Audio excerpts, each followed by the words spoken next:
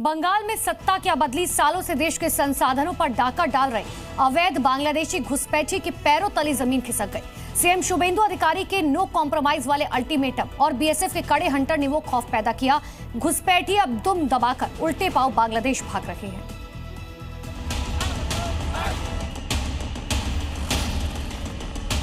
पश्चिम बंगाल में सत्ता बदलते ही और शुभेंदु अधिकारी की सरकार बनते ही अवैध बांग्लादेशी घुसपैठियों के खेमे में वो हड़कंप मचा है कि पैरों तले जमीन खिसक गई है। जो घुसपैठिए सालों से बंगाल को अपनी जागीर समझकर यहां मौज काट रहे थे, आज वो दुम दबाकर सीमा पार भागने की फिराक में है।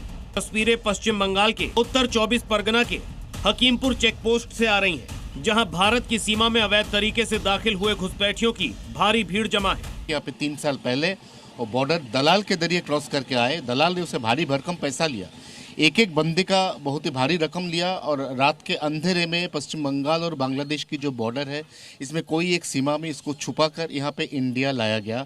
उसके बाद पिछले 3 सालों से वो यहीं पे रह रहे हैं। अपने आप कुछ काम का जुगाड़ कर लिया था, उसी से उसका रोजी रोटी चलता था और अब वो अपने आप अपनी देश बांग्लादेश लौट रहे हैं।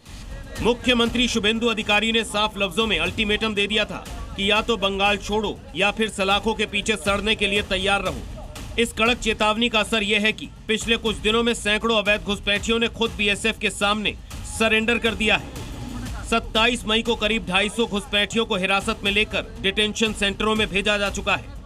लेकिन डर का आलम यह है कि भागने वालों की लाइन खत्म नहीं हो रही।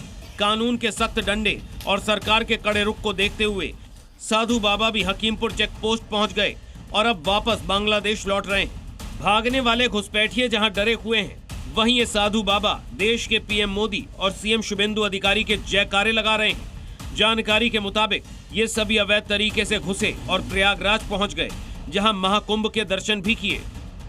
साफ है, चाहे कुंभ के दर्शन के बहाने घुसे साधु संत हों या वोट बैंक की राजनीति के दम पर आए अवैध नागरिक, शुभेंदु सरकार के जीरो टॉलरेंस के हंटर ने सबको ये समझा दिया है कि भारत की सीमाएं कोई धर्मशाला नहीं है।